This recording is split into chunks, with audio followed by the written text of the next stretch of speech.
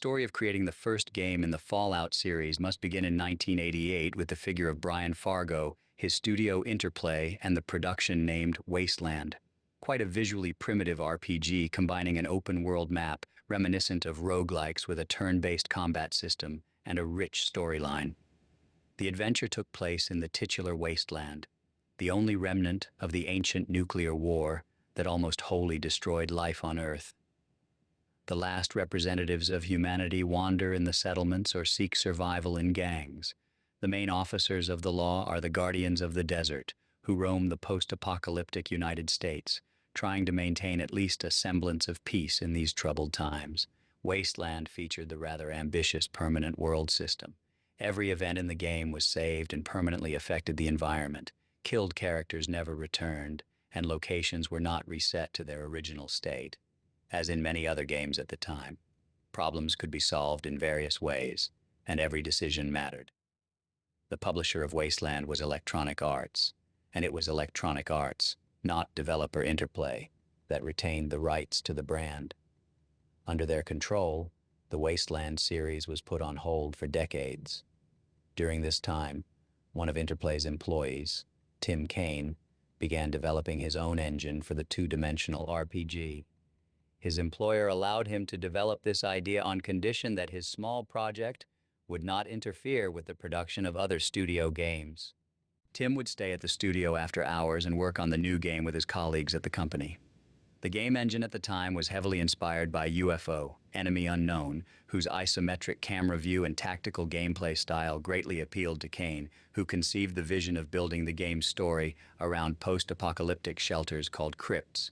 It was a concept that was the spiritual heir to the Wasteland game. The project was named Vault 13 and received an initial green light from Interplay and its boss, Brian Fargo. The end of 1994 was unfortunately unlucky for the project. Interplay acquired licenses to use the Forgotten Realms and Planescape universes, which later led to Baldur's Gate and Planescape Torment. The company feared the internal Vault 13 project would work against these brands. However, it decided to proceed with the project. It even licensed the revolutionary GURPS Base, a universal rulebook for paper RPGs that was now to power the combat and action systems. The Vault 13, a GURPS post-nuclear adventure project, began to gain momentum. As for the camera, was decided to use the trimetric view, where specific axes are exposed more than others. Graphic designers liked this approach, as they thought it made the buildings look much nicer.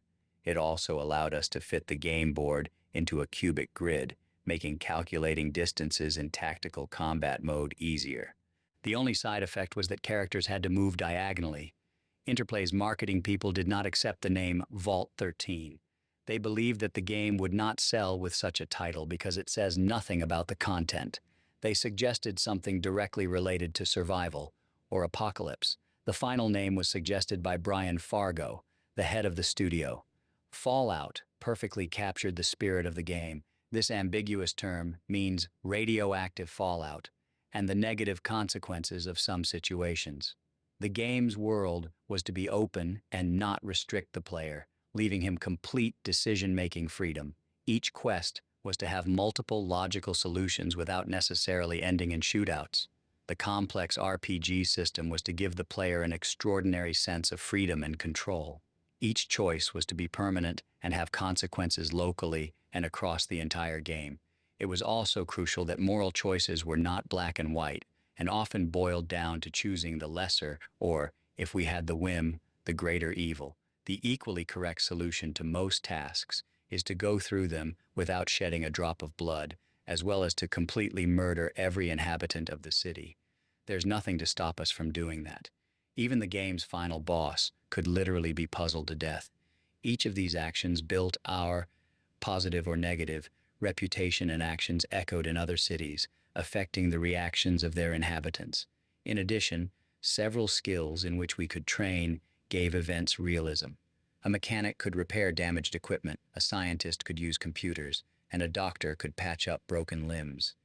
Each skill seemed helpful, and there was no wrong way to build character. The visuals were consistent with the historical background presented in the game. Somewhere after World War II, Fallout's reality split with ours.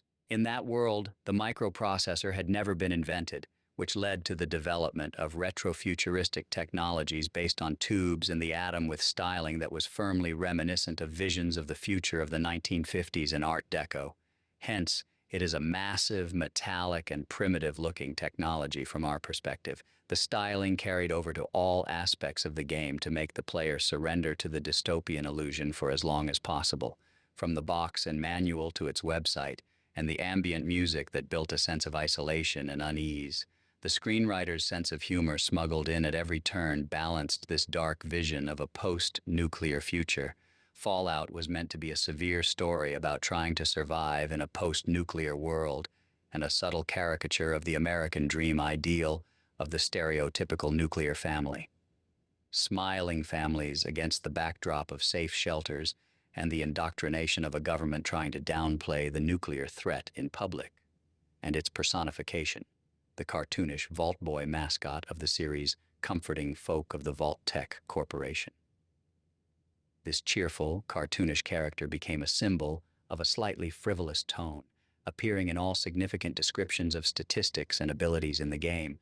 What they didn't want was for the game to become a parody, and above all, it was feared that the pop culture references would quickly become outdated and the game would get much older.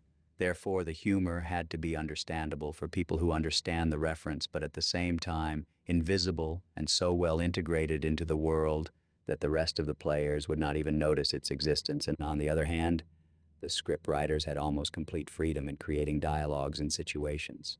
They used it to fill the adventure with references to their favorite comic book movies or books. On the other hand, not everything during production went as well as the authors wanted it to. The owners of the GURPS system license did not understand the joke. They were very unhappy about using their property in such a formula.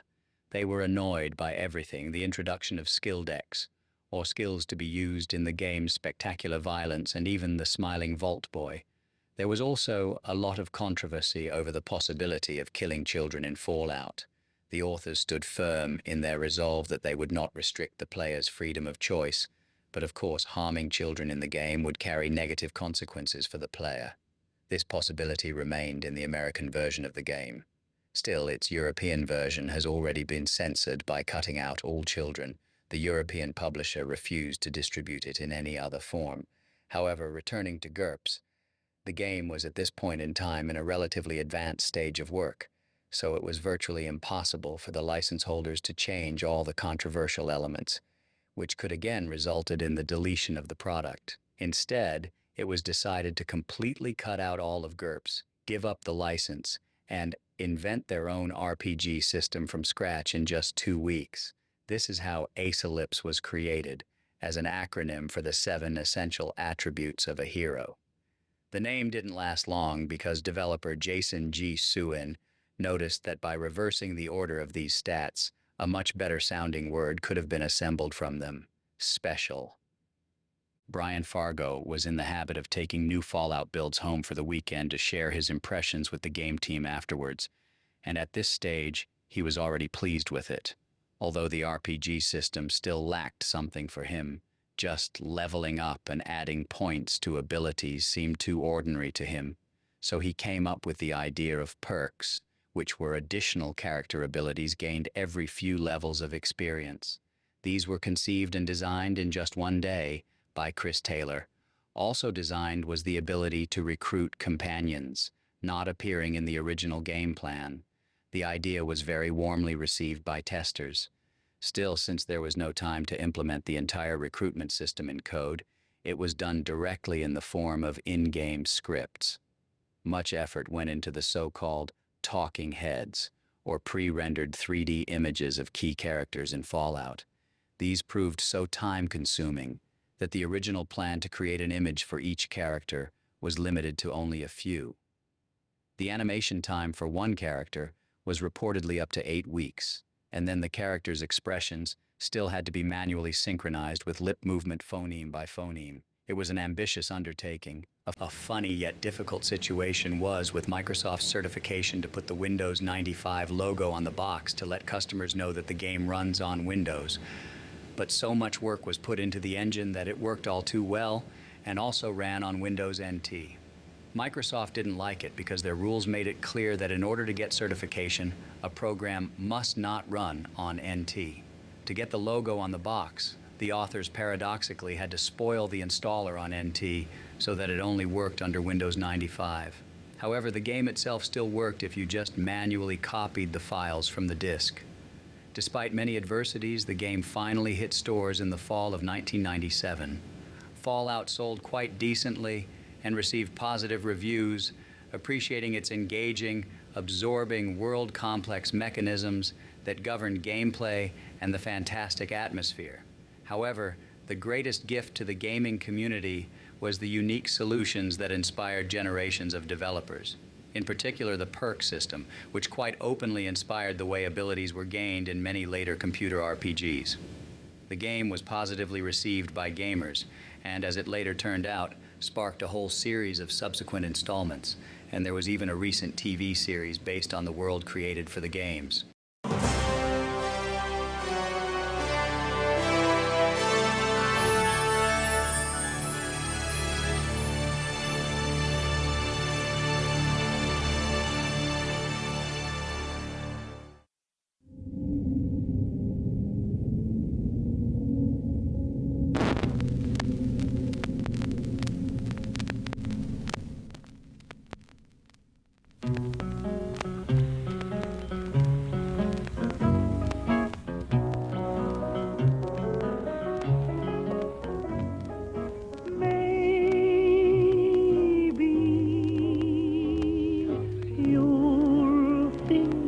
Of me when you are all alone.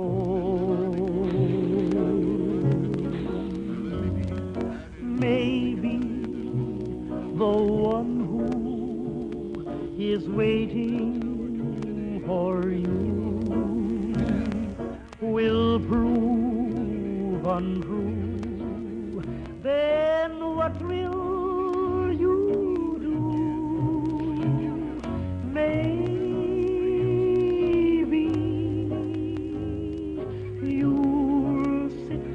and sigh, wishing that I were near. Then maybe.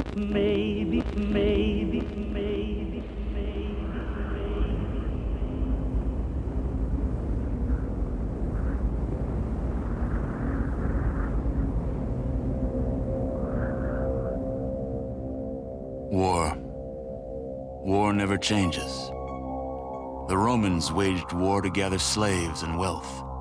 Spain built an empire from its lust for gold and territory. Hitler shaped a battered Germany into an economic superpower. But war never changes. In the 21st century, war was still waged over the resources that could be acquired. Only this time, the spoils of war were also its weapons: petroleum and uranium.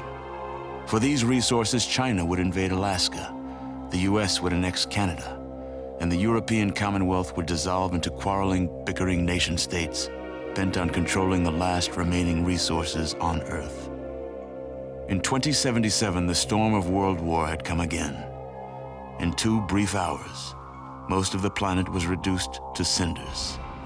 And from the ashes of nuclear devastation, a new civilization would struggle to arise. A few were able to reach the relative safety of the large underground vaults. Your family was part of that group that entered Vault 13. Imprisoned safely behind the large vault door, under a mountain of stone, a generation has lived without knowledge of the outside world. Life in the vault is about to change.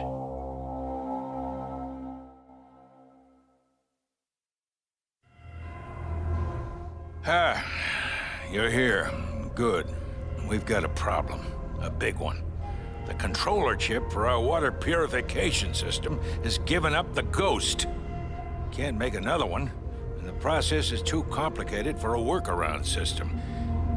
Simply put, we're running out of drinking water. No water, no vault. This is crucial to our survival. And frankly, I think you're the only hope we have. You need to go find us another controller chip. We estimate we have 4 to 5 months before the vault runs out of water. We need that chip. We marked your map with the location of another vault. Not a bad place to start, I think. Look, just be safe, okay?